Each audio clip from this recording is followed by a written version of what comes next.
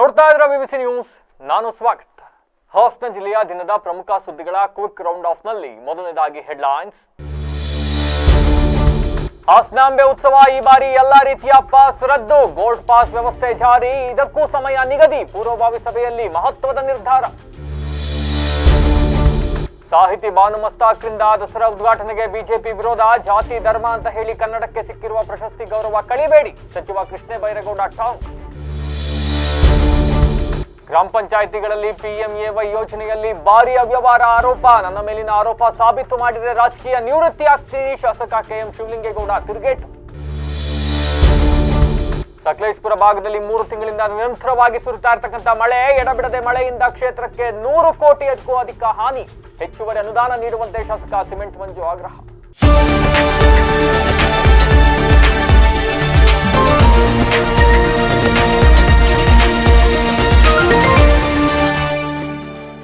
ವಾರ್ತೆಗಳ ವಿವರ. ಹಾಸನದ ಅಧಿದೇವತೆ ಹಾಸನಾಂಬ ದರ್ಶನೋತ್ಸವಕ್ಕೆ ಇನ್ನ ಕೇವಲ 1 ತಿಂಗಳುಗಳು ಮಾತ್ರ ಬಾಕಿ ಇರತಕ್ಕಂಥದ್ದು. ಅಂಡ್ ಇದಕ್ಕೆ ಸಂಬಂಧಪಟ್ಟಂತೆ ಒಂದು ಬಿಗ್ ಅಪ್ಡೇಟ್ ಸಿಕ್ಕಿರ್ತಕ್ಕಂಥದ್ದು. ಏನು ಅಂತ ಅಂದ್ರೆ, ಈ ಬಾರಿ ಹಾಸನಾಂಬ ಜಾತ್ರಾ ಮಹೋತ್ಸವದಲ್ಲಿ ವಿವಿಐಪಿ ಪಾಸ್ ಗಳನ್ನ ಸಂಪೂರ್ಣವಾಗಿ ರದ್ದು ಮಾಡಲಾಗಿದೆ ಅಂತ ದೇವಸ್ಥಾನದ ಆಡಳಿತ ಮಂಡಳಿಯ ಅಧಿಕಾರಿ ಆಗಿರ್ತಕ್ಕಂಥ ಮಾರುತಿ ಅವರು ಹಾಗೂ ಜಿಲ್ಲಾ ಉಸ್ತುವಾರಿ ಸಚಿವರು ಕೂಡ ಸ್ವತಃ ಇದನ್ನ ಸ್ಪಷ್ಟನೆ ಪಡಿಸಿದ್ದಾರೆ.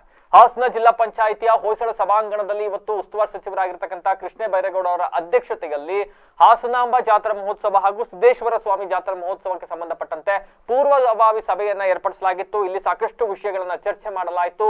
ಈ ಸಂದರ್ಭದಲ್ಲಿ ಹಾಸನಾಂಬೋತ್ಸವಕ್ಕೆ ಅಡ್ಡಿ ಆಗ್ತಾ ಇರ್ತಕ್ಕಂಥದ್ದೇ ಪಾಸ್ ವ್ಯವಸ್ಥೆಯಿಂದ, ಹೀಗಾಗಿ ಸಂಪೂರ್ಣವಾಗಿ ಪಾಸ್ ಗಳನ್ನ ರದ್ದು ಮಾಡಬೇಕು ಅಂತಕ್ಕಂಥ ಒಂದು ಮಾತುಗಳು ಕೇಳಿ ಬಂತು. ಇದಕ್ಕೆ ಕೃಷ್ಣ ಬೈರೇಗೌಡರು ಕೂಡ ಸಮ್ಮತಿಯನ್ನ ನೀಡಿರ್ತಕ್ಕಂಥದ್ದು. ಆದ್ರೆ ಇದರೊಳಗೆ ಒಂದು ಪಾಯಿಂಟ್ ಇದೆ, ಪಾಸ್ಗಳು ರದ್ದಾಗಿದ್ದಾವೆ, ಆದ್ರೆ ಗೋಲ್ಡನ್ ಟಿಕೆಟ್ ಅಂತಕ್ಕಂಥದ್ದು ಒಂದನ್ನ ಕೊಡ್ತಾರಂತೆ. ಏನು ಗೋಲ್ಡನ್ ಪಾಸ್, ಏನು ಗೋಲ್ಡನ್ ಟಿಕೆಟ್, ಇದನ್ನು ಕೂಡ ನಾನು ಎಕ್ಸ್ಪ್ಲೈನ್ ಮಾಡ್ತಾ ಹೋಗ್ತೀನಿ. ಎಸ್, ಈ ಬಾರಿ ಹಾಸನಾಂಬ ಜಾತ್ರಾ ಮಹೋತ್ಸವ ಅಕ್ಟೋಬರ್ 9ನೇ ತಾರೀಕಿಂದ 23ರವರೆಗೆ ನಡೀತಾ ಅಂತ ಅಂದ್ರೆ ಈ ಬಾರಿ 15 ದಿವಸಗಳ ಕಾಲ ದರ್ಶನಕ್ಕೆ ಅವಕಾಶ ಇರತಕ್ಕಂಥದ್ದು. ನಾವು ಹಿಂದೆ ನೋಡ್ತಾ ಇದ್ವಿ ಕೇವಲ 10 ದಿವಸ 7 ದಿವಸ ಹಿಂಗ್ ಅವಕಾಶ ಸಿಗ್ತಾ ಇತ್ತು. ಆದ್ರೆ ಈ ಬಾರಿ ಲಾಂಗ್ ಪೀರಿಯಡ್ ಸಿಕ್ಕಿದೆ. ಈ ಹಿಂದಿಗೆ ಹೋಲಿಸಿದ್ರೆ 15 ದಿವಸಗಳ ಕಾಲ ಹಾಸನಾಂಬ ದರ್ಶನೋತ್ಸವಕ್ಕೆ ಅವಕಾಶ ಇದೆ. ಈ ಪೈಕಿ ಅಕ್ಟೋಬರ್ 9ನೇ ತಾರೀಕು ಸಾರ್ವಜನಿಕರಿಗೆ ದೇವಿ ದರ್ಶನಕ್ಕೆ ಅವಕಾಶ ಇರುವುದಿಲ್ಲ. ಅಂಡ್ ಅಕ್ಟೋಬರ್ 23ನೇ ತಾರೀಕು ದೇವಸ್ಥಾನದ ಗರ್ಭಗುಡಿಯ ಬಾಗಿಲನ್ನ ಕ್ಲೋಸ್ ಮಾಡ್ತಕ್ಕಂಥ ದಿವಸ. ಅವತ್ತು ಕೂಡ ದೇವರ ದರ್ಶನಕ್ಕೆ ಸಾರ್ವಜನಿಕರಿಗೆ ಅವಕಾಶ ಇರುವುದಿಲ್ಲ. ಇಂದ ಮೊದಲನೇ ದಿವಸ ಮಧ್ಯಾಹ್ನ ಸಂಪ್ರದಾಯದಂತೆ 12 ಗಂಟೆಗೆ ಶಾಸ್ತ್ರೋಕ್ತವಾಗಿ ದೇವಾಲಯದ ಗರ್ಭಗುಡಿ ಬಾಗಿಲನ್ನು ತೆರಲಾಗುತ್ತೆ. ಕಡೆ ದಿನ ಕೂಡ ಇದೇ ರೀತಿ ಶಾಸ್ತ್ರೋಕ್ತವಾಗಿ ಬಾಗಿಲನ್ನು ಮುಚ್ಚಲಾಗುತ್ತೆ. ಅಂಡ್ ಈ ಬಾರಿ ನಾನಾಗ್ಲೇ ಹೇಳ್ತೆ, ವಿವಿಐಪಿ ಪಾಸ್ಗಳನ್ನ ಸಂಪೂರ್ಣವಾಗಿ ನಿಷೇಧ ಮಾಡಬೇಕು ಅಂತಕ್ಕಂಥ ನಿರ್ಧಾರ ತೆಗೆದುಕೊಂಡಿದ್ದಾರೆ. ಇದರ ಜೊತೆಗೆ ಹೊಸದಾಗಿ ಗೋಲ್ಡ್ ಪಾಸ್ ಅಂತಕ್ಕಂಥದನ್ನ ವಿತರಣೆ ಮಾಡ್ಲಿಕ್ಕೆ ನಿರ್ಧಾರ ಮಾಡಲಾಗಿದೆ. ಹಾಗಿದ್ರೆ ಏನಿದು ಗೋಲ್ಡ್ ಪಾಸ್ ಅನ್ನ ಹೆಂಗ್ ಯೂಸ್ ಮಾಡ್ಕೋಬಹುದು ಅಂತ ಅಂದ್ರೆ, ಈ ಹಿಂದೆ ಏನು ಪಾಸ್ಗಳಿದ್ದು, ಒಂದು ಪಾಸ್ಗಳಲ್ಲಿ 5 ಜನರಿಗೆ ದರ್ಶನಕ್ಕೆ ಅವಕಾಶ ಇತ್ತು. ಅಂಡ್ ಆ ಪಾಸ್ಗಳಲ್ಲಿ ವಿವಿಐಪಿ ಅಂತ ಕೊಡ್ತಾ ಇದ್ರು. ವಿಐಪಿ ಪಾಸ್ ಅಂತ ಅಂದ್ರೆ ದೇವಸ್ಥಾನದ ಹಿಂಬಾಗಿಲಿಂದ ಹೋಗ್ತಾ ಇದ್ರು. ವಿವಿಐಪಿ ಪಾಸ್ ಅಂತ ಅಂದ್ರೆ ಗರ್ಭಗುಡಿಯ ಪಕ್ಕದಲ್ಲಿ ಹೋಗ್ತಾ ಇದ್ರು. 1000 ರೂಪಾಯಿ ಪಾಸ್ ಅಂತ ಒಂದು ಮಾಡ್ತಾ ಇದ್ರು, ಅವರೊಂದು ಸಪರೇಟ್ ಸಾಲಿನಲ್ಲಿ ಹೋಗ್ತಾ ಇದ್ರು. ಆದ್ರೆ ಈ ಬಾರಿ ಗೋಲ್ಡನ್ ಪಾಸ್ ಅಂತ ಮಾಡಿರ್ತಕ್ಕಂಥದ್ದು. ಈ ಗೋಲ್ಡನ್ ಪಾಸ್ ಪಡೆದವರಿಗೆ ಒಬ್ಬರಿಗಷ್ಟೇ ದರ್ಶನಕ್ಕೆ ಅವಕಾಶ ಇರುತ್ತೆ. ಯಾರ ಹತ್ರ ಗೋಲ್ಡನ್ ಪಾಸ್ ಇರುತ್ತೋ ಅವ್ರ ಮನೆ ಮಂದಿ ಎಲ್ಲ ಕರ್ಕೊಂಡು ಹೋಗಕ್ಕಾಗೋದಿಲ್ಲ. 5 ಜನ 10 ಜನ ಅಂತ ಕರ್ಕೊಂಡು ಹೋಗಕ್ಕಾಗೋದಿಲ್ಲ. ಒಬ್ರಷ್ಟೇ ಅವರ ಜೊತೆ ಅವ್ರೊಬ್ರಿಗಷ್ಟೇ ಯಾರ ಹತ್ರ ಪಾಸ್ ಇರುತ್ತೆ ಅವರೊಬ್ರು ಮಾತ್ರ ಒಳಗಡೆ ಹೋಗಬಹುದು. ಅಂಡ್ ಈ ಗೋಲ್ಡನ್ ಪಾಸ್ ಅನ್ನ ಯಾರಿಗೆ ಕೊಡ್ತಾರೆ ಅಂತ ನೋಡ್ತಾ ಹೋದ್ರೆ, ಇದನ್ನು ಕೂಡ ವಿವಿಐಪಿಗಳಿಗೆ ಕೊಡ್ತಾರೆ. ಆದ್ರೆ ಈ ಹಿಂದೆ ಏನಾಗ್ತಾ ಇತ್ತು, ಹಾಸನಕ್ಕೊಬ್ರು ಜಿಲ್ಲಾ ಉಸ್ತುವಾರಿ ಸಚಿವರು ಅಂತ ಇದ್ರು, ರಾಜಣ್ಣ ಅಂತ, ಕಳೆದ 2 ವರ್ಷದಿಂದ. ಆ ಪಾಸಿಗೆ ಕನಿಷ್ಠ 50 ಪೈಸದ ಬೆಲೆ ಇರಲಿಲ್ಲ. ಸಿಕ್ ಪ್ರಿಂಟಿಂಗ್ ಪ್ರೆಸ್ ಅಲ್ಲಿ ಹೇಳಿ ಎಷ್ಟೆಷ್ಟು ಬೇಕು ಕನ್ಸು ಮನ್ಸಲ್ಲಿ ಬಂದಷ್ಟು ಪಾಸ್ಗಳು ಪ್ರಿಂಟ್ ಹಾಕಿಸ್ಕೊಂಡು ಲಕ್ಷಾಂತರ ವಿವಿಐಪಿ ಪಾಸ್ಗಳನ್ನ ಕಳೆದ ವರ್ಷ, ಅದರ ಹಿಂದಿನ ವರ್ಷ ರಾಜಣ್ಣ ಅವರು ಪ್ರಿಂಟ್ ಹಾಕ್ಸಿದ್ರು. ಲಕ್ಷಾಂತರ ಪಾಸ್ಗಳು. ಅಂಡ್ ಲಕ್ಷಾಂತರ ಪಾಸ್ಗಳನ್ನ ತಮ್ಮ ಮಧುಗಿರಿ ಕ್ಷೇತ್ರ ಸೇರಿದಂತೆ ಕಳೆದ ಬಾರಿ ಚನ್ನಪಟ್ಟಣದಲ್ಲಿ ಚುನಾವಣಾ ಪ್ರಚಾರ ಸಂದರ್ಭದಲ್ಲೂ ಕೂಡ ಹಾಸನದ ಪಾಸ್ಗಳನ್ನ ವಿತರಣೆ ಮಾಡಿಬಿಟ್ಟಿದ್ರು. ಹಾಸನಕ್ಕೆ ಹೋಗಿ ಹಾಸನಾಂಬ ತಾಯಿಗೆ ನಮಸ್ಕಾರ ಮಾಡ್ಕೊಬಂದು ನಮ್ಮ ಪಕ್ಷದವರಿಗೆ ಓಟ್ ಹಾಕಬೇಕು ಅಂತ ಹೇಳಿ. ಇದರ ಪರಿಣಾಮ ಕಳೆದ ಬಾರಿ ಹಾಸನಾಂಬೋತ್ಸವ ಜಿಲ್ಲಾಡಳಿತ ಅಚ್ಚುಕಟ್ಟಿನ ವ್ಯವಸ್ಥೆ ಮಾಡಿದ್ರು ಕೂಡ ಜನರನ್ನ ನಿಯಂತ್ರಣ ಪಡಿಸೋದು ಬಹಳ ಕಷ್ಟ ಆಗೋಯ್ತು ಜಿಲ್ಲಾಡಳಿತಕ್ಕೆ. ನೀವು ಬಿಲೀವ್ ಮಿ ಆರ್ ನಾಟ್, ಕಳೆದ ಬಾರಿ ಯಾರು ವಿವಿಐಪಿ ಪಾಸ್ ಇಟ್ಕೊಂಡ್ ಬಂದಿರ್ತಾರೆ ಅವ್ರಿಗೆ ಇದ್ರ ಅನುಭವ ಆಗಿರುತ್ತೆ. ಅವ್ರು ಹೇಳ್ತಾರೆ, ಈ ಬಾರಿ ಅಂತ ನೀವು ಪಾಸ್ ಕೊಟ್ರು ನಂಗೆ ಬ್ಯಾಡ್ರಪ್ಪ ಅಂತ. ಯಾಕೆಂದ್ರೆ ವಿವಿಐಪಿ ಸಾಲಲ್ಲಿ ಏನು ಜನ ಇದ್ರೋ ಅದಕ್ಕಿಂತ ಸಾಮಾನ್ಯ ಸರತಿ ಸಾಲಲ್ಲೇ ಕಡಿಮೆ ಜನ ಇರ್ತಾ ಇದ್ರು. ಅಷ್ಟು ಪಾಸ್ ಹಂಚ್ಬಿಟ್ರು. ಮನ್ಸೋ ಇಚ್ಛೆ ಕಾಂಗ್ರೆಸ್ ಮುಖಂಡ್ರು, ನೀನ್ ಕಾಂಗ್ರೆಸ್ಗೆ ಜೈ ಅಂತೀಯಾ, ಎಸ್ ನಿನ್ಗೊಂದು ಬುಕ್ಕು, ಕಾರ್ಯಕರ್ತರಿಗೊಂದು ಬುಕ್ಕು, ಬೂತ್ ಮಟ್ಟದಲ್ಲಿ ಬುಕ್ಗಳು, ಪಾಸ್ಗಳ ಬುಕ್ಕು.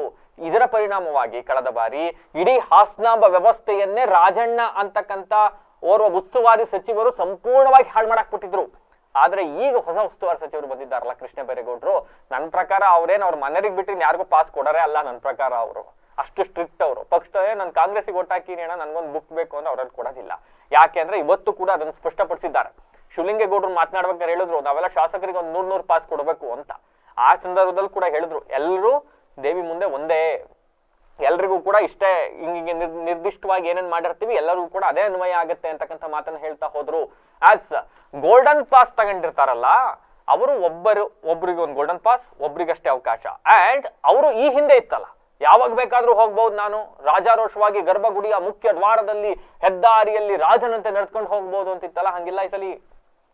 ಯಾರು ಗೋಲ್ಡನ್ ಪಾಸ್ ತಗೊಂಡಿರ್ತಾರೆ ಬೆಳಗ್ಗೆ 5 ಗಂಟೆಯಿಂದ 11 ಗಂಟೆ, ರಾತ್ರಿ ಅಲ್ಲ ಬೆಳಿಗ್ಗೆ 11 ಗಂಟೆ, ಮುಂಜಾನೆ 5 ಗಂಟೆಯಿಂದ 11 ಗಂಟೆವರೆಗೂ ಕೂಡ ದೇವಿ ದರ್ಶನ ಮಾಡ್ಬೋದು. ಅದನ್ನ ಬಿಟ್ರೆ ನೀವು ಬೇರೆ ಟೈಮಲ್ಲಿ ಆ ಪಾಸ್ ಇಟ್ಟದೆ ನನ್ನ ಹತ್ರ ಅಂದ್ರೆ ನಡಿ ಅಂತಾರೆ. ಆ ಪಾಸ್ ಇಟ್ಕೊಂಡವ್ರು ಕೇವಲ ಬೆಳಗ್ಗೆ 5 ಗಂಟೆಯಿಂದ 11 ಗಂಟೆವರೆಗೂ ಮಾತ್ರ. ಅಂಡ್ ಇದನ್ನ ಎಷ್ಟು ಪ್ರಮಾಣದಲ್ಲಿ ಕೊಡ್ತೀರಿ ಅನ್ನೋದು ಕೂಡ ಇಲ್ಲಿ ಇಂಪಾರ್ಟೆಂಟು, ಆಯ್ತಾ? ನಾನು ವಿ.ಐ.ಪಿ ಪಾಸ್ ರದ್ದು ಮಾಡಿಬಿಟ್ಟಿದ್ದೀನಿ ಅಂತೇಳಿ ಗೋಲ್ಡನ್ ಪಾಸ್ನ 2 ಲಕ್ಷ ಹಂಚಿಬಿಟ್ರೆ ಹಂಗಾಗೋದಿಲ್ಲ. ಬದಲಾಗಿ ಆದ್ಯತೆ ಮೇರೆಗೆ ಯಾರ್ಯಾರಿಗೆ ಪಾಸ್ ಕೊಡಬಹುದು, ಯಾರ್ಯಾರಿಗೆ ಗೋಲ್ಡನ್ ಪಾಸ್ ತೆಗೆದುಕೊಳ್ತಕ್ಕಂಥ ಅರ್ಹತೆ ಇದೆ, ಅದನ್ನ ಆಧರಿಸಿ ಎಷ್ಟು ಕನಿಷ್ಠ ಪಾಸ್ಗಳನ್ನ ವಿತರಣೆ ಮಾಡ್ಲಿಕ್ಕೆ ಸಾಧ್ಯವೋ. ನಾನು ಪಾಸೇ ಕೊಡೋದಿಲ್ಲ ಅಂತ ಹೇಳಿದ್ರೆ ಸಾಧ್ಯ ಆಗೋದಿಲ್ಲ. ಲಿಟ್ರಲಿ ಒಂದಿಷ್ಟು ಪಾಸ್ಗಳನ್ನ ಸಂಪೂರ್ಣ ರದ್ದು ಮಾಡಿಬಿಡ್ಬೇಕು, ಬಟ್ ಇನ್ ಪ್ರಾಕ್ಟಿಕಲಿ ಕಷ್ಟ ಆಗತ್ತೆ, ಅದಾಗೋದಿಲ್ಲ. ಹಾಗಾಗಿ ಗೋಲ್ಡನ್ ಪಾಸ್ ಅಂತ ಮಾಡಿ 5 ಜನ ಇದ್ದದನ್ನ ಒಬ್ಬರಿಗೆ ಇಳಿಸಿದ್ದಾರೆ. ಅಂಡ್ ಅದನ್ನ ಪ್ರಿಂಟ್ ಮಾಡಿ ಹಂಚೋದನ್ನು ಅಷ್ಟೇ, ಎಷ್ಟು ಕನಿಷ್ಠ ಪ್ರಮಾಣದಲ್ಲಿ ಹಂಚಲಿಕ್ಕೆ ಸಾಧ್ಯ, ಎಷ್ಟು ಜನರಿಗೆ ಕಡಿಮೆ ಜನಕ್ಕೆ ಕೊಡೋಕೆ ಸಾಧ್ಯ, ಅದು ಆದ್ಯತೆ ಮೇರೆಗೆ ಕೊಟ್ರೆ ಒಂದಿಷ್ಟು ಈ ಹಿಂದೆ ಏನಾಗ್ತಾ ಇತ್ತಲ್ಲ 2 ವರ್ಷದಿಂದ ಅದು ನಿಯಂತ್ರಣ ಆಗಬಹುದು. ಎಸ್, ಮುಂದೆ ಕಡೆಯ 5 ದಿನ ಎಲ್ಲಾ ಶಿಷ್ಟಾಚಾರಗಳನ್ನ ರದ್ದು ಮಾಡಲಾಗಿದೆ. 15 ದಿವಸ ಅವಕಾಶ ಇದೆ. ಮೊದಲ ದಿವಸ, ಕಡೆಯ ದಿವಸ ಸಾರ್ವಜನಿಕರಿಗೆ ಅವಕಾಶ ಇರೋದಿಲ್ಲ. 13 ದಿವಸ ಅವಕಾಶ ಇದೆ. ಈ ನಡುವೆ ಕೊನೆಯ 5 ದಿವಸ ಏನಿರುತ್ತೆ ಅವತ್ತು ಯಾವುದೇ ಪ್ರೋಟೋಕಾಲ್ ಇಲ್ಲ. ನಮ್ಮಪ್ಪ CM, ನಮ್ಮ ತಾತ ಎಕ್ಸ್ ಮಿನಿಸ್ಟ್ರು, ಮತ್ತೊಂದು ಇನ್ನೊಂದು ಅಂತ ಹೇಳ್ಕೊಂಡು ಬಂದ್ರೆ ಶಿಷ್ಟಾಚಾರ ಕೊಡೋದಿಲ್ಲ. ನೀವು ಕೂಡ ಲೈನಲ್ಲೇ ಬರ್ಬೇಕು. ಕೊನೆಯ 5 ದಿವಸ ಶಿಷ್ಟಾಚಾರಗಳನ್ನ ಇರೋದಿಲ್ಲ. ಎಕ್ಸೆಪ್ಟ್ CM, DCM ಮತ್ತೆ CJ ಈ 3 ಜನರನ್ನ ಹೊರತುಪಡಿಸಿದ್ರೆ ಮತ್ಯಾರಿಗೂ ಕೂಡ ಶಿಷ್ಟಾಚಾರವನ್ನ ಕೊಡೋದಿಲ್ಲ ಕೊನೆಯ 5 ದಿವಸ ಅಂತ ಹೇಳ್ತಾರೆ. ಅಂಡ್ ಆದ್ಮೇಲೆ ಈ ತರ ಒಂದಿಷ್ಟು ಬಹಳ ಒಳ್ಳೊಳ್ಳೆ ನಿಯಮಗಳನ್ನ ಜಾರಿ ತರ್ತೀವಿ ಅಂತ ಹೇಳ್ಕೊಂಡಿದ್ದಾರೆ. ಅದು ಜಾರಿ ಆದ್ರಂತೂ ಬಹಳ ಸಂತೋಷದ ವಿಚಾರ. ಯಾಕೆ ಅಂತ ಅಂದ್ರೆ ಕಳೆದ ಬಾರಿ ಹಾಸನ ಜಿಲ್ಲೆ ಜನರಿಗೆ ಒಂದು ಸೆಂಟಿಮೆಂಟ್. ನಮಗೆ ಹಾಸನ ಜಿಲ್ಲೆಯ ಜನರಿಗೆ ಹಾಸನಾಂಬ ಅಂದ್ರೆ ಒಂದು ಸೆಂಟಿಮೆಂಟ್. ನಮ್ಮೂರ ಆದಿದೇವತೆ ಹಾಸನಾಂಬೆ, ಹಾಸನ ಜಿಲ್ಲೆಯನ್ನ ಕಾಯ್ತಾ ಇರ್ತಕ್ಕಂಥವಳು ಹಾಸನಾಂಬೆ. ಹಿಂಗಾಗಿ ಸಿಗದ 1 ವರ್ಷ ಅವಕಾಶ ನಮ್ಮೂರಿನ ಅಧಿದೇವತೆಯನ್ನ ನಾವೊಂದು ದರ್ಶನ ಪಡ್ಕೊಳ್ದೋಗ್ಬಿಟ್ರೆ ಹೆಂಗೆ? ಕಷ್ಟವೋ, ಸುಖವೋ, ಮಳೆನೋ, ಬಿಸಿಲೋ, ಚಳಿನೋ, ಗಾಳಿನೋ, ಹಗ್ಲೋ, ರಾತ್ರಿನೋ 24 ಗಂಟೆ ಅವಕಾಶ ಇರುತ್ತೆ. ಹೆಂಗಾದ್ರೂ ಮಾಡಿ ಕಷ್ಟಪಟ್ಟು ಒಂದ್ಸಲಿ ದರ್ಶನ ಮಾಡ್ಬಿಟ್ರೆ ತಾಯಿನ ಅಂತ ಜಿಲ್ಲೆ ಜನ ಹಾತುರಿತಾ ಇರ್ತಾರೆ. ಆದ್ರೆ ಇವರು ಮನ್ಸೋ ಇಚ್ಛೆ ಪಾಸ್ ತಗೊಂಡೋಗಿ ಎಲ್ಲೆಲ್ಲೋ ಹಂಚಿಬಿಟ್ರೆ ಸಾಮಾನ್ಯ ಭಕ್ತರ ಗತಿ ಏನು? ಹೀಗಾಗಿ ಈ ಕಟ್ಟುನಿಟ್ಟಿನ ನಿರ್ಧಾರಗಳನ್ನು ತೆಗೆದುಕೊಂಡಿದ್ದಾರೆ. ಇಫ್ ಇಟ್ ಈಸ್ ಫಾಲೋಡ್, ಏನಾದ್ರೂ ಒಂದು ವೇಳೆ ಕರೆಕ್ಟಾಗಿ ಇವ್ರು ಅನ್ಕಂಡಂಗೆ ಏನಾದ್ರೂ ಇದು ಫಾಲೋ ಆಗಿ ಬಿಟ್ಟರೆ ಈ ಬಾರಿ ನಡೆಯುತ್ತಲ್ಲ ಹಾಸನಾಂಬೋತ್ಸವ, ಇಷ್ಟು ಅಚ್ಚುಕಟ್ಟಿನ ಹಾಸನಾಂಬೋತ್ಸವ ಹಿಂದೆ ಯಾವಾಗ್ಲೂ ನಡೆದಿಲ್ಲ ಅಂತ ನಾವು ಹೇಳ್ಬಹುದು. ಬಟ್ ಇನ್ ಪ್ರಾಕ್ಟಿಕಲ್ ಇವೆಲ್ಲವೂ ಸಾಧ್ಯವ ಅನ್ನೋದನ್ನು ಕೂಡ ನಾವು ಒಂದೊಂದೇ ನೋಡ್ಕೊಂಡು ಹೋಗ್ಬೇಕಾಗತ್ತೆ. ಯಾಕೆಂದ್ರೆ ಮುಂದೆ ಹೇಳ್ತಾ ಹೋಗ್ತೀನಿ ನಾನು. ಇನ್ನು ಸಚಿವರು ಹಾಸನಾಂಬ ಉತ್ಸವದ ವೇಳೆ 1.5 ತಿಂಗಳು ಯಾವುದೇ ಕೆಲಸ ಮಾಡೋದಿಲ್ಲ, ನೀವೆಲ್ಲ ಅಧಿಕಾರಿಗಳು ಇದನ್ನೇ ಮಾಡ್ಕೊಂಡಿರ್ತೀರಿ. ಹೌದು, ಅಷ್ಟು ಕೆಲಸ ಇರುತ್ತೆ. ಬಟ್ ಆದ್ಯತೆ ಮೇರೆಗೆ ಉತ್ಸವದ ಜೊತೆಗೆ ಇಲಾಖೆ ಕೆಲಸಗಳನ್ನು ಮಾಡಬೇಕು ಅಂತ ಈ ಸಂದರ್ಭದಲ್ಲಿ ಹೇಳಿದ್ದಾರೆ. ಫೈನ್, ಹಾಸನಾಂಬ ಅಂತ ಜನರ ಕೆಲಸಗಳೆಲ್ಲ ಹಂಗೆ ಉಳ್ಕೊಳ್ತಾ ಇತ್ತಲ್ಲ, ಅದಕ್ಕೆ ಇದನ್ನು ಹೇಳಿದ್ದಾರೆ. ಇನ್ನು ಹಾಸನಾಂಬ ದರ್ಶನ ವೇಳೆ VVIP ದರ್ಶನದಿಂದಲೇ ಜನರಿಗೆ ಸಮಸ್ಯೆ ಆಗ್ತಾ ಇದೆ. ಹೀಗಾಗಿ ಅವರನ್ನ ಗಂಟೆಗಟ್ಟಲೆ ನಿಲ್ಲಿಸಿ ಜನರಿಗೆ ತೊಂದರೆ ಕೊಡೋದು ಸರಿಯಲ್ಲ. ಹೀಗಾಗಿ ಈ ಗಣ್ಯ ಸಂಸ್ಕೃತಿಯನ್ನ ತಡೆಗಟ್ಟಲು ಎಲ್ಲರೂ ಕೂಡ ಸಹಕಾರ ನೀಡಬೇಕು ಅಂತಕ್ಕಂಥದ್ದನ್ನ ಹೇಳಿದ್ದಾರೆ. ಎಸ್, ಪ್ರತಿಯೊಬ್ಬರು ಕೂಡ ಅದಕ್ಕೆ ಸಹಕಾರ ಕೊಡಬೇಕಾಗುತ್ತೆ, ಸಹಕಾರ ಕೊಡಿ. ಇನ್ನು ಇದರ ಜೊತೆಗೆ ಏನು VVIP ಪಾಸ್ ಇದೆಯಲ್ಲ ಅಂತ ಅಂದ್ರೆ ಈ ಗೋಲ್ಡನ್ ಪಾಸ್ ಇದೆಯಲ್ಲ, ಇದಕ್ಕೆ 2 ಗಂಟೆ, ಶಿಷ್ಟಾಚಾರಕ್ಕೆ 2 ಗಂಟೆ ಅಂತ ನಿಗದಿ ಮಾಡ್ತೀವಿ ಅಂತಕ್ಕಂಥ ಒಂದು ಮಾತನ್ನ ಹೇಳಿದ್ದಾರೆ ಸಚಿವರು. ಅದೊಂದು ಸಲಹೆ ಕೊಟ್ಟಿದ್ದಾರೆ, ಇದಿನ್ನೂ ಕೂಡ ಪಾಸ್ ಆಗಿಲ್ಲ. ಶಿಷ್ಟಾಚಾರ ಅಂದ್ರೆ ಪ್ರೋಟೋಕಾಲ್ ಅಲ್ಲಿ ಏನ್ ಬರ್ತಾರೆ ಅವ್ರಿಗೆ 2 ಅವರ್ಸ್ ನಿಗದಿ ಮಾಡ್ಬಿಡಿ. ನೀವು ಗೋಲ್ಡನ್ ಪಾಸ್ ಇಟ್ಕೊಂಬರೋರ್ಗೆ 1 2 ಅವರು, ಶಿಷ್ಟಾಚಾರ ಇಟ್ಕೊಂಬರೋರ್ಗೆ 1 2 ಅವರ್ ನಿಗದಿ ಮಾಡಿ, ಆಗ ಇದನ್ನ ಕಡಿಮೆ ಮಾಡಬಹುದು ಅಂತಕ್ಕಂಥದ್ದು. ಬಟ್ ನಾನು ಇವತ್ತೇ ಹೇಳ್ತಾ ಇದ್ದೀನಿ, ಯಾವ ಕಾರಣಕ್ಕೂ ಇದನ್ನ ಮಾಡಕ್ಕಾಗೋದಿಲ್ಲ. ಯಾರೋ ಒಬ್ರು ಸಚಿವರು, ಮುಜರಾಯಿ ಸಚಿವರು, ಬೆಳಗ್ಗೆ ನೀವು ಟೈಮ್ ನಿಗದಿ ಮಾಡಿರ್ತೀರಿ 10 ಗಂಟೆಯಿಂದ 12 ಗಂಟೆವರೆಗೂ ಕೂಡ ಶಿಷ್ಟಾಚಾರಕ್ಕೆ ಬಿಡ್ತೀವಿ ಅಂತ. ಯಾರೋ ಸಚಿವರು 12:15 ಬಂದ್ಬಿಡ್ತಾರೆ, ಅರ್ಧ ಗಂಟೆ ಲೇಟ್ ಆಗಿ ಬಂದ್ರೆ ಸಾರ್ ನಿಮಗೆ ದರ್ಶನಕ್ಕೆ ಅವಕಾಶ ಕೊಡೋದಿಲ್ಲ, ವಾಪಸ್ ಹೋಗಿ ಅಂತ ಹೇಳಕ್ಕಾಗತ್ತಾ ಸಚಿವರೊಬ್ರಿಗೆ? ಯಾರೋ ಒಬ್ರು ಶಾಸಕರು ಬರ್ತಾರೆ, ಇಲ್ಲ ಸಾರ್ ಟೈಮ್ ಆಗೋಗ್ಬಿಡ್ತಾ, 5 ನಿಮಿಷ ಲೇಟ್ ಆಯ್ತು ಸರ್, ವಾಪಸ್ ಹೋಗಿ ಅಂತ ಹೇಳಕ್ ಆಗೋದಿಲ್ಲ. Literally it's not possible. But ನೀವು ಶಿಷ್ಟಾಚಾರನ ಎಷ್ಟು ಕಡಿಮೆ ಮಾಡಕ್ ಸಾಧ್ಯ ಅಷ್ಟು ಮಾಡಬೇಕು.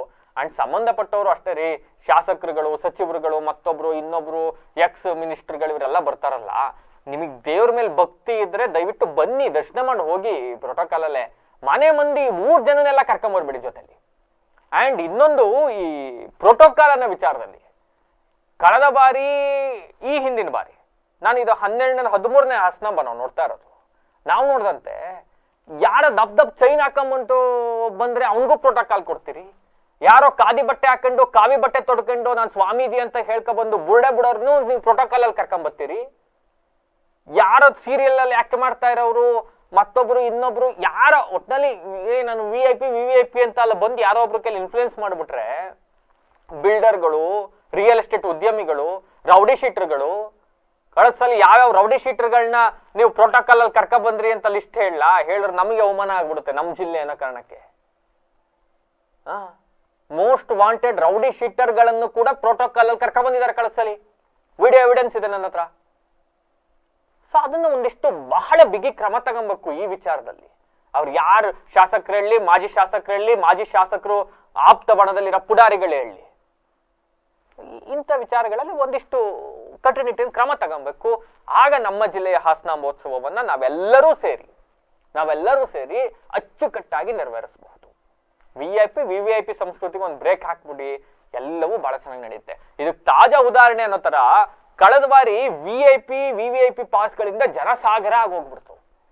ನಿಯಂತ್ರಣ ಮಾಡಕ್ ಸಾಧ್ಯ ಆಗಲೇ ಇಲ್ಲ.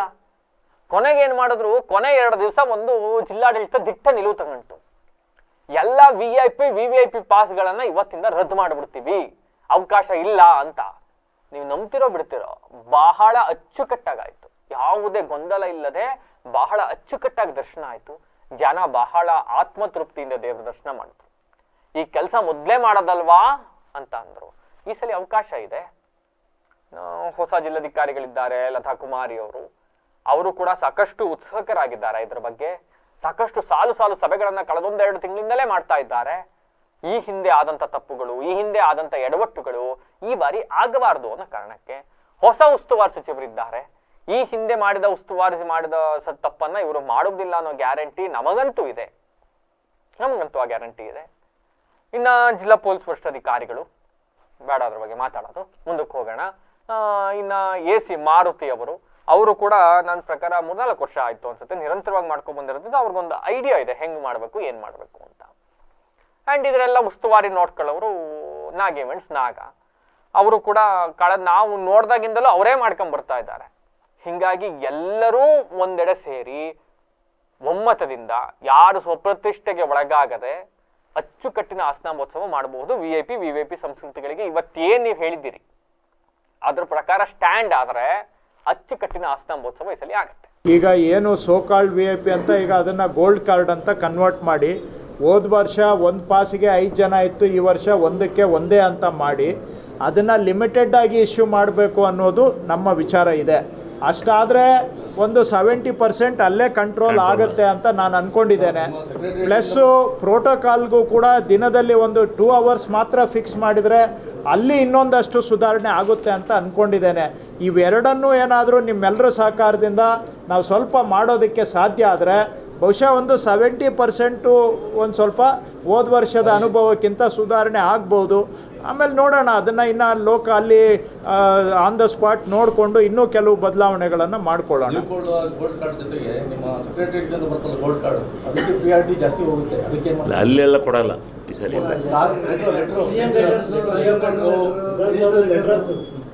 ಈ ಬಾರಿ ಒಟ್ಟಾರೆ ಯಾರಾದರೂ ಬರಲಿ, ನಾವು ತೀರಾ ಈಗ ನನಗೆ ಮುಕ್ತವಾಗಿ ಅವಕಾಶ ಇದ್ದರೆ ಎಲ್ಲರೂ ಯಾರಿಗೂ ಬಿಡೋದಿಲ್ಲ ನಾನು. ಆದರೆ ಇವತ್ತು ಸಮಾಜ ಹಂಗಿಲ್ಲ, ನಾವು ಸ್ವಲ್ಪ ಫ್ಲೆಕ್ಸಿಬಲ್ ಆಗಿ ಹೋಗ್ಬೇಕಾಗತ್ತೆ. ನಮ್ಮ ರೂಲ್ಸನ್ನು ನಾವು ಎಲ್ಲರ ಮೇಲೆ ಏರೋಕ್ಕಾಗಲ್ಲ.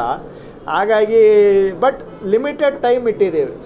ಆ ಟೈಮ್ ಒಳಗೆ ಬರಬೇಕಷ್ಟೇ. ಎಷ್ಟು ಜನ ಬರಲಿ, ಜುಡಿಷಿಯರಿಗೆ ಮತ್ತೆ ನೀವೇನು ಸೆಕ್ರೆಟರಿಯೇಟ್ ಅವ್ರಿಗೆ ಆ ಟೈಮ್ ಫಿಕ್ಸ್ ಮಾಡಿದ್ರೆ ಅದೇ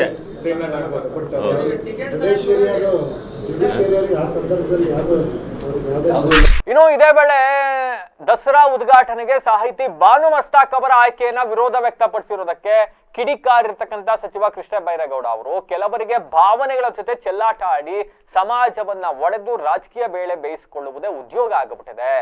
ಜನಗಳ ಜೀವನ ಕೂಡಿರ್ತಕ್ಕಂಥದ್ದು ಸಮಾಜ ಕಟ್ಟುವುದಾಗಲಿ ಕೆಲವರಿಗೆ ಬೇಕಾಗಿಲ್ಲ, ಸಮಾಜ ಒಡೆಯುವುದೇ ಕೆಲವರಿಗೆ ಉದ್ಯೋಗ ಆಗಿದೆ. ಅಂತಹವರಿಗೆ ನಾವು ಏನು ಹೇಳಕ್ಕಾಗೋದಿಲ್ಲ ಅಂತ ಕುಟುಕಿದ್ದಾರೆ. ಬಾನು ಮಸ್ತಾಕ್ ಅವರು ಅಂತಾರಾಷ್ಟ್ರೀಯ ಮಟ್ಟದ ನೋಬೆಲ್ ಪ್ರಶಸ್ತಿ ಬಿಟ್ರೆ ನೆಕ್ಸ್ಟ್ ಇರ್ತಕ್ಕಂಥದ್ದೇ ಜಾಗತಿಕ ಮಟ್ಟದ ಪ್ರಶಸ್ತಿ ಆಗಿರ್ತಕ್ಕಂಥ ಬೂಕರ್ ಪ್ರಶಸ್ತಿ ಪಡ್ಕೊಂಡಿರ್ತಕ್ಕಂಥವ್ರು. ಅದನ್ನ ಕನ್ನಡಕ್ಕೆ ತಂದುಕೊಟ್ಟಿರ್ತಕ್ಕಂಥ ಹೆಮ್ಮೆ ಅವ್ರಿಗಿದೆ. ಹಾಸನದಲ್ಲಿ ಬಹಳ ವರ್ಷಗಳಿಂದ ವೃತ್ತಿ, ಜನಪರ, ರೈತ ಪರ ಹೋರಾಟಗಳನ್ನ ಮಾಡ್ಕೊಂಡು ಬಂದಿದ್ದಾರೆ. ಶೋಷಿತ ಮಹಿಳೆಯರ ಪರ ಹೋರಾಟ ಮಾಡ್ಕೊಂಡು ಬಂದಿದ್ದಾರೆ. ಅವರ ಬಗ್ಗೆ ನೀವು ಜಾತಿ, ಧರ್ಮ ಅಂತ ಹೇಳಿ ಕನ್ನಡಕ್ಕೆ ಸಿಕ್ಕಿರ್ತಕ್ಕಂಥ ಪ್ರಶಸ್ತಿಯ ಗೌರವವನ್ನ ಕಳಿಬೇಡಿ ಅಂತ ಎಚ್ಚರಿಸಿದ್ದಾರೆ. ಅಂಡ್ ಅವರು ಯಾವುದೇ ಜಾತಿ ಧರ್ಮಕ್ಕೆ ಸೇರಿದವರಲ್ಲ. ಕನ್ನಡಿಗರ ಅಸ್ಮಿತೆ, ಸ್ವಾಭಿಮಾನ, ಗೌರವ, ಸಂಭ್ರಮದ ಸಂಕೇತ. ನಾವೆಲ್ಲರೂ ಕೂಡ ಇದನ್ನ ಸ್ವಾಗತಿಸಬೇಕು. ಅದರ ಹೆಸರಲ್ಲಿ ನೀವು ಸಮಾಜ ಒಡೆಯುವ ಕೆಲಸವನ್ನ, ಉದ್ದೇಶವನ್ನ ಇಟ್ಕೊಂಬಾರ್ದು ಅಂತ ಟಾಂಗ್ ಕೊಟ್ಟಿದ್ದಾರೆ. ಮೈಸೂರು ಸಂಸ್ಥಾನದ ಯದುವೀರವರೇ ಅದನ್ನ ಸ್ವಾಗತಿಸಿರ್ಬೇಕಾದ್ರೆ ಏನ್ರಪ್ಪ ಇವೆಲ್ಲ ನೋಡಿ. ಕೆಲವ್ರಿಗೆ ಏನಾಗಿದೆ, ಬರೀ ಭಾವನೆಗಳ ಜೊತೆ ಚೆಲ್ಲಾಟ ಆಡಿ ಸಮಾಜವನ್ನು ಒಡೆದು ರಾಜಕೀಯ ಬೇಳೆ ಬೇಯಿಸ್ಕೊಳ್ಳೋದೇ ಕೆಲವರಿಗೆ ಉದ್ಯೋಗ ಆಗ್ಬಿಟ್ಟಿದೆ. ಜನಗಳ ಜೀವನವನ್ನು ಕೂಡಿಸೋದಾಗಲಿ ಸಮಾಜ ಕಟ್ಟೋದಾಗಲಿ ಕೆಲವ್ರಿಗೆ ಬೇಕಾಗಿಲ್ಲ. ಸಮಾಜ ಒಡೆಯೋದೇ ಉದ್ದೇಶ ಕೆಲವರಿಗೆ ಉದ್ಯೋಗ ಆಗಿಬಿಟ್ಟಿದೆ. ಅಂಥವರಿಗೆ ನಾವು ಏನು ಹೇಳೋಕ್ಕಾಗೋದಿಲ್ಲ. ಇವತ್ತು ಬಾನು ಮುಷ್ತಾಕ್ ಅವರು ಅಂತಾರಾಷ್ಟ್ರೀಯ ಮಟ್ಟದ ಒಂದು ಪ್ರಶಸ್ತಿ, ನೊಬೆಲ್ ಪ್ರಶಸ್ತಿಯನ್ನು ಬಿಟ್ಟರೆ ತದನಂತರದ ಸಾಲಿನಲ್ಲಿ ಸೆಕೆಂಡ್ ಇಯರಲ್ಲಿ ಇರುವಂಥ ಒಂದು ಜಾಗತಿಕ ಮಟ್ಟದ ಪ್ರಶಸ್ತಿಯನ್ನು ಕನ್ನಡ ಸಾಹಿತ್ಯಕ್ಕೆ ತಂದು ಕೊಟ್ಟಿದ್ದಾರೆ.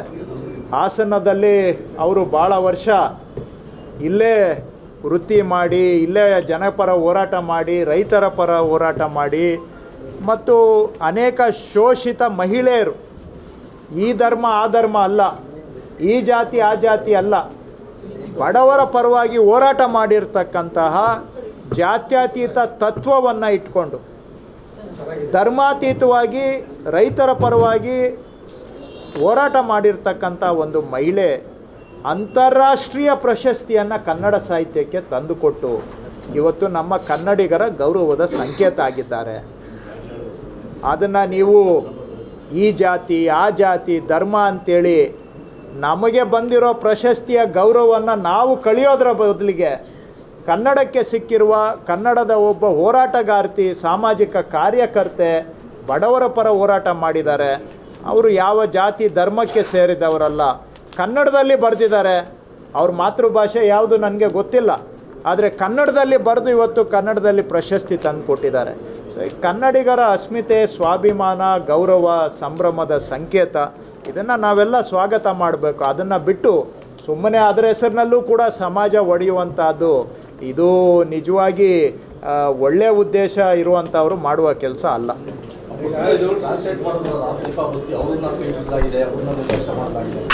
ಇನ್ನು ತಾವು ಪ್ರತಿನಿಧಿಸುವಂತಹ ಅರಸೀಕೆರೆ ಕ್ಷೇತ್ರದ ಎಲ್ಲಾ ಗ್ರಾಮ ಪಂಚಾಯಿತಿಗಳಲ್ಲೂ PMAY ಯೋಜನೆಯಲ್ಲಿ ಭಾರಿ ಅವ್ಯವಹಾರ ನಡೆದಿದೆ ಎಂಬ ಆರೋಪವನ್ನ ಶಾಸಕ KM ಶಿವಲಿಂಗೇಗೌಡ ಅವರು ಅಲ್ಲೆಗೆಳ್ತಿದ್ದಾರೆ.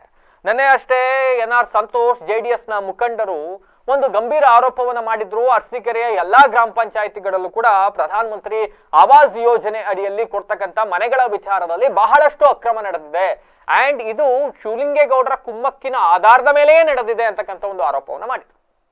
ಈ ಆರೋಪವನ್ನ ಇವತ್ತು ಶಿವಲಿಂಗೇಗೌಡರು ಅಲ್ಲೆಗೆಳೆದಿದ್ದಾರೆ. ನನ್ನ ಮಾರ್ಗದರ್ಶನದಲ್ಲೇ ಹಗರಣ ನಡೆದಿದೆ ಎಂಬ ಆರೋಪಕ್ಕೆ ಅವರು ತಿರುಗೇಟನ್ನ ನೀಡಿದ್ದಾರೆ.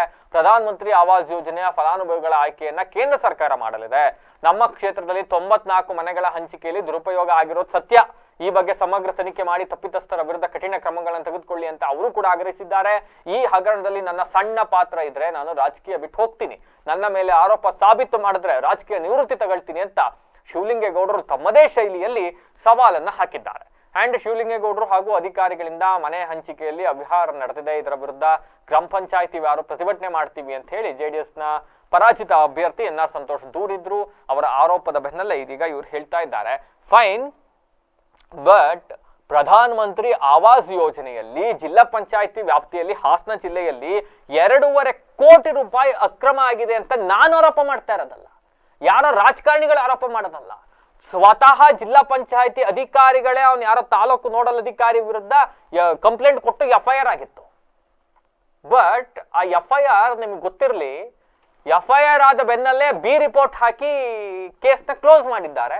ಅವ್ನು ಯಾರೋ ಅಧಿಕಾರಿ ಅಂತ ಹೇಳಿ 2.5 ಕೋಟಿ ಹೊಡೆದಿದ್ದಾನೆ ಅಂತ ಅಕ್ರಮ ಮಾಡಿದ್ದಾನೆ ಅಂತಿದ್ದಾರೆ ರಾಜೇಶ್ ಅಂತ, ಆತ ಆರಾಮಾಗಿ ಓಡಾಡ್ಕೊಂಡು ಮತ್ತೆ ಡ್ಯೂಟಿ ಮಾಡ್ಕೊಂಡಿದ್ದಾನೆ. ಕಾರಣ ಏನು? ನನ್ನ ಮೇಲೆ ಬಿ ರಿಪೋರ್ಟ್ ಹಾಕಿದ್ದಾರೆ, ನನ್ನ ಮೇಲೆ ಯಾವುದೇ ಆರೋಪ ಇಲ್ಲ. ಆಯ್ತಪ್ಪ, ರಾಜೇಶ್ ಯಾವುದೇ ತಪ್ಪು ಮಾಡಿಲ್ಲ ಅಂತಾನೆ ಪರಿಭಾವಿಸೋಣ. ಹಾಗಿದ್ರೆ 2.5 ಕೋಟಿ ಅಕ್ರಮ ನಡೆದಿದೆ ಅಂತ ನೀವು ಜಿಲ್ಲಾ ಪಂಚಾಯತ್ ಅಧಿಕಾರಿಗಳೇ ಪೊಲೀಸರಿಗೆ ದೂರು ಕೊಟ್ಟಿದ್ದಾರಲ್ಲ, ಹಾಗಾದ್ರೆ 2.5 ಕೋಟಿ ಅಕ್ರಮ ಎಲ್ಲಿ ನಡೀತು? ಯಾರಿಂದ ನಡೀತು? ಅಕ್ರಮ ಮಾಡಿದವ್ರು ಯಾರು? ಆ ದುಡ್ಡಿನ ಲೆಕ್ಕ ಕೊಡ್ಬೇಕಾಗಿರೋರು ಯಾರು? ದುಡ್ಡು ಯಾರ ಮನೆ ದುಡ್ಡದು? ಯಾವ್ದೋ ಬಡವರು ರೀ, ಕಷ್ಟಪಟ್ಟು ಸಾಲ ಸೋಲ ಮಾಡಿ ಒಡವೆ ಅಡ ಇಟ್ಟು ಮಕ್ಕಳು ಮದುವೆ ಮಾಡಕ್ ಇಟ್ಟಿರೋ ದುಡ್ಡನ್ನ ಅಡ ಇಟ್ಟು ಒಂದ್ ಸೂರ್ ಕಟ್ಕೊಬೇಕು, ಜೀವನದಲ್ಲಿ ಒಂದು ಮನೆ ಇರ್ಬೇಕ್ರಿ, ಬದುಕಿ ಸಾಯೋದ್ರೊಳಗಡೆ ನನ್ನೊಂದು ಗೂಡು ಕಟ್ಕೋಬೇಕು, ಪುಟ್ಕೂಡು ಅಂತ ಆಸೆ ಇಟ್ಕೊಂಡು ಇವ್ನು ಯಾರೋ ಕೇಳ್ದ ಅಂತ ತಗೊಬಂದು ಲಕ್ಷ ಲಂಚ ಕೊಟ್ಟು ಹಣ ಕೊಟ್ಟು ಮತ್ತೊಂದು ಮಾಡಿ ಇಟ್ಟು ದುಡ್ಡೆಲ್ಲ ತಗೊಬಂದು ಕೊಟ್ಟವ್ರಲ್ಲ ಬಡವರು, ಅವ್ರಿಗೆ ನ್ಯಾಯ ಹೆಂಗ್ ಕೊಡಿಸ್ತೀರಿ ನೀವು? ಯಾರೋ ಒಬ್ಬನ ಮೇಲೆ ನೀವು ದೂರು ಕೊಟ್ರಿ, ತನಿಖೆ ಮಾಡಿದ್ದೀರಿ, ಆತ ಲಾಗಿನ್ ಎಲ್ಲನೂ ಅಕ್ರಮ ಮಾಡ್ಕೊಂಡಿದ್ದಾನೆ ಅಂತ ಪೊಲೀಸರು ಬಿ ರಿಪೋರ್ಟ್ ಹಾಕಿದ್ದಾರೆ, ಅವನು ಸಾಚ ಸಭ್ಯಸ್ಥ, ಅವನಿಂದ ಯಾವುದೇ ಅಕ್ರಮ ಆಗಿಲ್ಲ ಅಂತ. ಹಾಗಿದ್ರೆ ಮಾಡ್ದವನ್ ಯಾರು? ಕಳ್ಳ ಯಾರು ಅಂತ ಬೇಕಲ್ಲ. ಇದ್ರ ನೈತಿಕ ಹೊಣೆಯನ್ನು ಯಾರು ಹೊರಬೇಕು? ಜಿಲ್ಲಾ ಪಂಚಾಯತಿ ಸಿಒನೇ ಹೊರಬೇಕು ಇದ್ರ ನೈತಿಕ ಹೊಣೆಯನ್ನ, ಜಿಲ್ಲಾಡಳಿತ ಹೊರಬೇಕು ಈ ನೈತಿಕ ಹೊಣೆಯನ್ನ. ಯಾವನ ಅಕ್ರಮ ಮಾಡಿದ್ದಾನೆ ಕೊಳ್ಪಟ್ಟಿ ಇಟ್ಕೊಂಡು ಕರ್ಕೊಬಂದು ನಿಲ್ಲಿಸ್ಬೇಕು. ಬಡವ್ರ ದುಡ್ಡು 2.5 ಕೋಟಿ, 1,000 2,000 ಅಲ್ಲ, 2.5 ಕೋಟಿ ಕಕ್ಕಿಸ್ಬೇಕಲ್ಲ ಅದನ್ನ. ಎಸ್, ಇದ್ರ ಬಗ್ಗೆನೇ ಒಂದು ಸಪ್ರೇಟ್ ಎಪಿಸೋಡ್ ಮಾಡೋಣ. ಪಾಪ ಶಿವಲಿಂಗೇಗೌಡರ ಮಧ್ಯೆ ಇದೆ ಯಾಕೆ? ಎಸ್, ಶಿವಲಿಂಗೇಗೌಡರು ರಾಜಕೀಯವಾಗಿ ನಿವೃತ್ತಿ ಆಗ್ತಾರಂತೆ. ಯಾರಾದ್ರೂ ಅವ್ರನ್ನ ನಿವೃತ್ತಿಗೊಳಿಸಬೇಕೆಂಬ ಆಸೆ ಇರುವವರು ಇದ್ರೆ ಆರೋಪ ಸಾಬೀತುಪಡಿಸಿ. ಆ ಮನೆಗಳಲ್ಲಿ ಕೊಡೋದಕ್ಕೆ ಅಂತೇಳಿ ಕೇಂದ್ರ ಸರ್ಕಾರ ಅನೌನ್ಸ್ ಮಾಡ್ತು. ಆದರೆ ಅದನ್ನು ಕೊಡೋದಕ್ಕೆ ಮುಂಚೆ ಕೇಂದ್ರ ಸರ್ಕಾರ ಏನು ಮಾಡ್ತು, ಒಂದು ಸಮೀಕ್ಷೆ ನಡೆಸ್ತು. ಇಡೀ ಭಾರತ ದೇಶದಲ್ಲೇ ಸಮೀಕ್ಷೆ ನಡೆಸ್ತು. ಯಾರು ವಸತಿ ರಹಿತಿದ್ದಾರೆ, ಯಾರು ನಿವೇಶನ ಹೊಂದಿ ಮನೆ ಇಲ್ದಲೇ ಇದ್ದಾರೆ ಅಂಥವ್ರಿಗೆ ಮನೆ ಕೊಡಲೇಬೇಕು ಅಂತಕ್ಕಂಥ ಒಂದು ಕಟ್ಟುನಿಟ್ಟಿನ ಏನು ಅದನ್ನು ಅವನು PDO ಹೋಗಬೇಕು, ಸಮೀಕ್ಷೆನಲ್ಲಿ ಪಟ್ಟಿ ಮಾಡಿಬಿಟ್ಟಿದ್ದಾರೆ. ಇಷ್ಟು ಲಕ್ಷ ಕೋಟಿ ಜನ ವಸತಿ ರೈತರಿದ್ದಾರೆ ಅಂತಕ್ಕಂಥದ್ದು ಪಟ್ಟಿಯಾಗಿದೆ. ನಾನು ಈ ದೇಶದ ಹೇಳಕ್ಕೆ ಹೋಗಲ್ಲ, ಈ ಜಿಲ್ಲದನ್ನೂ ಹೇಳಲ್ಲ, ನಾನು ನನ್ನ ಕ್ಷೇತ್ರಕ್ಕೆ ಸೀಮಿತವಾಗಿ ಹೇಳ್ತೀನಿ. ನನ್ನ ವಿಧಾನಸಭಾ ಕ್ಷೇತ್ರದಲ್ಲಿ 6,105 ಜನ ನಿವೇಶನವನ್ನು ಹೊಂದಿದ್ದು ಮನೆ ಇಲ್ಲದೆ ಇರತಕ್ಕಂಥ ಜನ ಇದ್ದಾರೆ ಅಂತೇಳಿ ಒಂದು ಗುರುತನ್ನು ಹಾಕಿದ್ದಾರೆ. ಒಂದು ಪಟ್ಟಿ, ಸಮೀಕ್ಷೆಯ ಪಟ್ಟಿ ಬಿಡುಗಡೆ ಆಗಿದೆ. ಆ ಪಟ್ಟಿನಲ್ಲಿ ಈಗ ಅಷ್ಟು ಜನ ಇದ್ದರೆ 2 ಜನ ರಾಜ್ಯ ಸರ್ಕಾರ ಮತ್ತು ಕೇಂದ್ರ ಸರ್ಕಾರಗಳ ಒಕ್ಕೂಟ ವ್ಯವಸ್ಥೆಯಲ್ಲಿ ಅವರು ಸ್ಪಾನ್ಸರ್ಸ್, ಇಬ್ಬರು ಸ್ಪಾನ್ಸರ್ಸ್.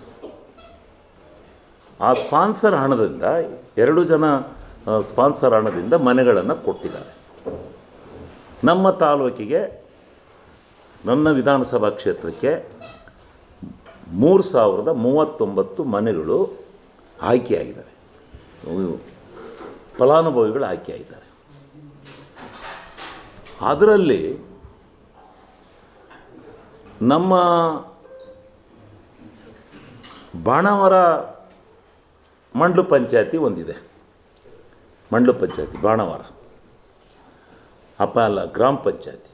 ಆ ಗ್ರಾಮ ಪಂಚಾಯತಿನಲ್ಲಿ 94 ಜನರಿಗೆ 103 ಜನಕ್ಕೆ ಆಯ್ಕೆಯಾಗಿದೆ. 103 ಜನ ಆಯ್ಕೆಯ ಪಟ್ಟಿನಲ್ಲಿದ್ದಾರೆ. ಅವ್ರಿಗೆ 103 ಜನಕ್ಕೂ ಮನೆ ಮಂಜೂರಾತಿ ಆಗಿದೆ. ಇನ್ನು ಕಳೆದ 3 ತಿಂಗಳಿಂದ ಸುರಿತಾ ಇರ್ತಕ್ಕಂಥ ಎಡಬಿಡದೆ ಮಳೆಯಿಂದಾಗಿ ಸಕಲೇಶಪುರ ಕ್ಷೇತ್ರಕ್ಕೆ ಸುಮಾರು 100 ಕೋಟಿಗೂ ಅಧಿಕ ರೂಪಾಯಿಗಳ ಕಾಮಗಾರಿಯ ವೆಚ್ಚ ಹಾಳಾಗಿ ಹೋಗ್ಬಿಟ್ಟಿದೆ ಅಂತ ಶಾಸಕ ಸಿಮೆಂಟ್ ಮಂಜು ಹೇಳ್ತಾರೆ. ತಾಲೂಕು ಪಂಚಾಯತಿ ಸಭಾಂಗಣದಲ್ಲಿ ನಡೆದ ಜಿಲ್ಲಾ ಪಂಚಾಯತ್ ಲೋಕೋಪಯೋಗಿ ಹಾಗೂ ಹೆದ್ದಾರಿ ಇಲಾಖೆ ಇಂಜಿನಿಯರ್ಗಳ ಸಭೆಯಲ್ಲಿ ಮಾತನಾಡಿದ ಅವರು, ಪ್ರಸಕ್ತ ವರ್ಷ ಇದುವರೆಗೂ ಕೂಡ ತಾಲೂಕಿನಲ್ಲಿ ಸರಾಸರಿಗಿಂತ 180% ಹೆಚ್ಚುವರಿ ಮಳೆ ಆಗಿದೆ. ಇದರಿಂದ ರಸ್ತೆಗಳಲ್ಲಿ ಭಾರೀ ಹಾನಿಯಾಗಿದೆ. ನಿರಂತರ ಮಳೆಯಿಂದ ಹಾನಿಗೀಡಾದ ರಸ್ತೆಗಳಲ್ಲಿ ಉಂಟಾದ ಹೊಂಡಗಳನ್ನ 9 ಕೋಟಿ ವೆಚ್ಚದಲ್ಲಿ ಮುಚ್ಚಲಾಗ್ತದೆ. ಸದ್ಯ ಸಂಚಾರಕ್ಕೆ ಅನುವು ಮಾಡಿಕೊಡಬೇಕು ಅಂತ ಹೇಳಿ ರಸ್ತೆಗಳಲ್ಲಿ ನಿರ್ಮಾಣ ಆಗಿರತಕ್ಕಂಥ ಹೊಂಡಗಳನ್ನ ವೈಜ್ಞಾನಿಕ ರೀತಿಯಲ್ಲಿ ಮುಚ್ಚುವಂತೆ ಅಧಿಕಾರಿಗಳಿಗೆ ಸೂಚನೆ ನೀಡಿದ್ದಾರೆ. ಅಂಡ್ ನಮ್ಮ ಜಿಲ್ಲೆಗೆ ಹೆಚ್ಚುವರಿ ಅನುದಾನ ನೀಡಬೇಕು ಅನ್ನೋದನ್ನೆಲ್ಲ ಆಗ್ರಹಿಸಿದ್ದಾರೆ. ಒಂದು ಕಾಮನ್ ಸೆನ್ಸ್ ಇಟ್ಕೊಂಡು ಒಂದು ಸರ್ಕಾರ ಯೋಚನೆ ಮಾಡಬೇಕು ಅನ್ನೋದಾದ್ರೆ, ಅತಿ ಹೆಚ್ಚು ಮಳೆ ಸುರಿತಕ್ಕಂಥ ಪ್ರದೇಶ ಮಲೆನಾಡು ಪ್ರದೇಶ. ಸಕಲೇಶಪುರದಲ್ಲಿ ಬಿಟ್ಟು ಬಿಡದೆ ನಿರಂತರವಾಗಿ ಕೂಡ ಮಳೆ ಸುರಿತಾನೇ ಇದೆ. ಇಷ್ಟಿದ ಮೇಲೆ ನೀವು ಎಲ್ಲಾ ಕ್ಷೇತ್ರಕ್ಕೂ ಕೊಟ್ಟಷ್ಟೇ ಅನುದಾನವನ್ನ ಸಕಲೇಶಪುರಕ್ಕೂ ಕೊಡ್ತೀವಿ ಅಂತ ಅಂದ್ರೆ ನೀವು ಕೂಡ 25 ಕೋಟಿ, ನೀವು ಕೊಡ್ತೀವಿ ಎಂದಿರುವ 25 ಕೋಟಿ, 25,000 ಕೋಟಿ, 25,000 ಕೋಟಿಯಲ್ಲಿ ಏನ್ ಅಭಿವೃದ್ಧಿ ಪಡಿಸ್ತಾರೆ ಶಾಸಕರು ಪಾಪ? ಅದು ಆಲೂರು ಸಕಲೇಶಪುರ 2 ತಾಲೂಕು ಸೇರ್ಕೊಂಡಿದೆ. ಕೆಲಸ ಮಾಡುವ ತುಡಿತವಿದೆ, ಕೆಲಸ ಮಾಡುವ ಹಂಬಲ ಇದೆ, ಜನರಿಗೇನೋ ಸೇವೆ ಮಾಡಬೇಕು ಅಂತಕ್ಕಂಥ ಒಂದು ಭರವಸೆಯನ್ನು ಹುಟ್ಟಿಸ್ಕೊಂಡು ಕೆಲಸ ಮಾಡ್ಬೇಕಾದ್ರೆ ಒಬ್ರು ಶಾಸಕರು, ನೀವು ಎಲ್ಲಾ ಕ್ಷೇತ್ರಕ್ಕೂ 25,000 ಕೋಟಿ ಕೊಡ್ತೀವಿ, ಇಡೀ ಪ್ರದೇಶವೇ ಹಾನಿಯಾಗೋಗಿ 100 ಕೋಟಿ ಹಾಳಾಗೋಗಿರ್ತಕ್ಕಂಥ ಪ್ರದೇಶಕ್ಕೂ ಕೂಡ ನೀವು 25,000 ಕೊಡ್ತೀವಿ ಅಂತ ಅಂದ್ರೆ ಹೆಂಗ ಅಭಿವೃದ್ಧಿ ಮಾಡಕ್ ಸಾಧ್ಯ? ಆಲೂರು ಸಕಲೇಶಪುರ ಭಾಗಕ್ಕೆ ವಿಶೇಷವಾದ ಅನುದಾನವನ್ನ ಕೊಡಬೇಕು ಅಂತಕ್ಕಂಥ ಆಗ್ರಹ ಸಿಮೆಂಟ್ ಮಂಜು ಅವರು. ಈ ಬಗ್ಗೆ ಒಂದು ದೊಡ್ಡ ಮಟ್ಟದ ಹೋರಾಟ ರೂಪಿಸ್ಕೋಬೇಕಾಗುತ್ತೆ ನಾವು ಹಾಸನ ಜಿಲ್ಲೆಯಲ್ಲಿ. ಆ ಭಾಗದ ಜನ ಇರೆಸ್ಪೆಕ್ಟಿವ್ ಆಫ್ ದ ಪಾರ್ಟಿ, ನಾವಿಲ್ಲಿ ಕುತ್ಕೊಂಡು ಯಾವ್ದು ನಮಗ್ ಜನ ಕಳಿಸ್ತಾರೆ, ಒಂದು ರೋಡು ಸಕಲೇಶಪುರ ಭಾಗದಲ್ಲಿ ನಮ್ಮ ಊರಿಗೆ ಹೋಗಕ್ ರಸ್ತೆ ಇಲ್ಲ, ಊರಿಗೆ ಹೋಗಕ್ ಸೇತುವೆ ಇಲ್ಲ, ಸಂಪೂರ್ಣವಾಗಿ ಕೆಸರುಮಯ ಅಂತ ನಮಗೆ ಕಳಿಸ್ತಾರೆ. ನಾವಿಲ್ಲಿ ಹಾಕಿ ಶಾಸಕರೇ ಏನ್ ಮಾಡ್ತಾ ಇದ್ರಿ, ಶಾಸಕರೇ ಇದೊಂದು ರಸ್ತೆ ಮುಚ್ಚಕ್ಕಾಗಿಲ್ವಾ ನಿಮ್ ಕೈಲಿ, ಗೆದ್ದು ಬಂದ್ಮೇಲೆ ಇದೊಂದು ರಸ್ತೆ ಮಾಡಕ್ಕಾಗಲ್ವಾ ಅಂತ ಕೇಳ್ತೀವಿ.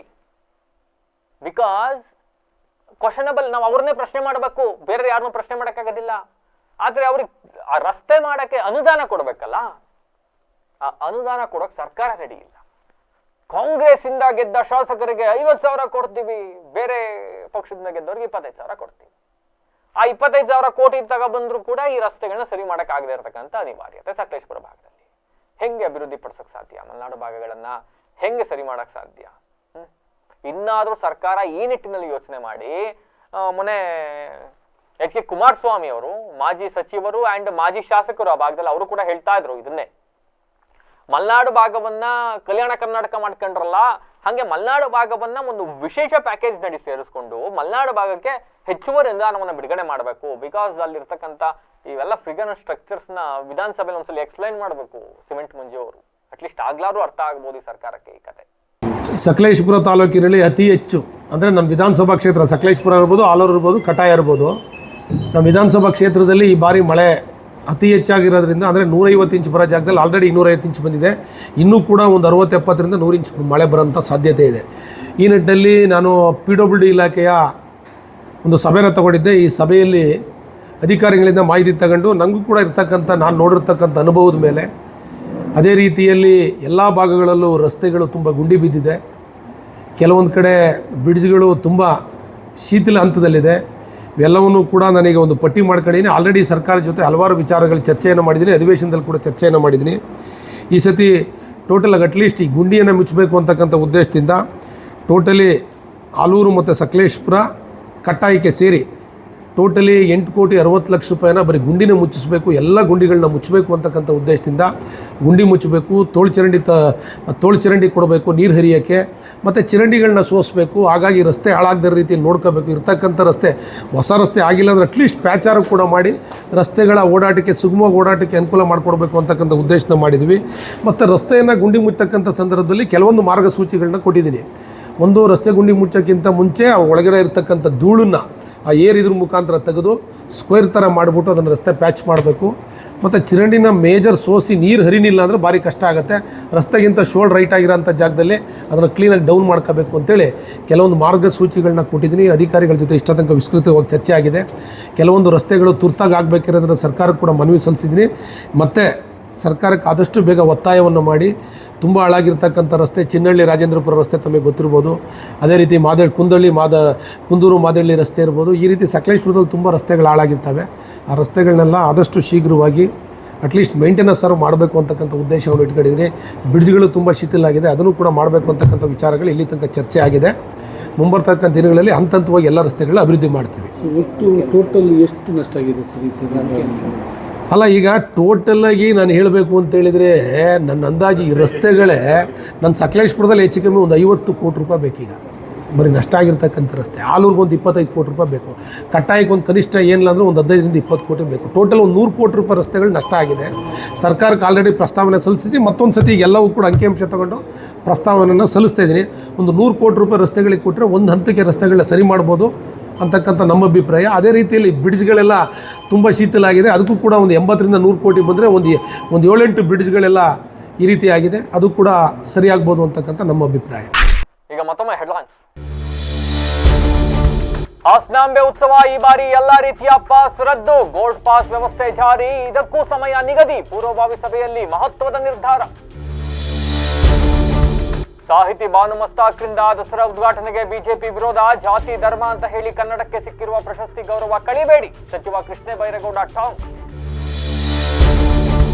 ಗ್ರಾಮ ಪಂಚಾಯಿತಿಗಳಲ್ಲಿ PMAY ಯೋಜನೆಯಲ್ಲಿ ಭಾರಿ ಅವ್ಯವಹಾರ ಆರೋಪ, ನನ್ನ ಮೇಲಿನ ಆರೋಪ ಸಾಬೀತು ಮಾಡಿದರೆ ರಾಜಕೀಯ ನಿವೃತ್ತಿ ಆಗ್ತೀನಿ, ಶಾಸಕ KM ಶಿವಲಿಂಗೇಗೌಡ ತಿರುಗೇಟು. ಸಕಲೇಶ್ಪುರ ಭಾಗದಲ್ಲಿ 3 ತಿಂಗಳಿಂದ ನಿರಂತರವಾಗಿ ಸುರಿತಾ ಇರತಕ್ಕಂಥ ಮಳೆ, ಎಡಬಿಡದೆ ಮಳೆಯಿಂದ ಕ್ಷೇತ್ರಕ್ಕೆ 100 ಕೋಟಿಗೂ ಅಧಿಕ ಹಾನಿ, ಹೆಚ್ಚುವರಿ ಅನುದಾನ ನೀಡುವಂತೆ ಶಾಸಕ ಸಿಮೆಂಟ್ ಮಂಜು ಆಗ್ರಹ. ಇದಾಗಿತ್ತು ಹೊತ್ತಿನ ವಿಶೇಷ. ನಿರಂತರ ಸುದ್ದಿಗಾಗಿ ನೋಡ್ತಾ ಇರಿ BBC TV, ಸತ್ಯದ ಕಡೆ ನಮ್ಮ ನಡೆ.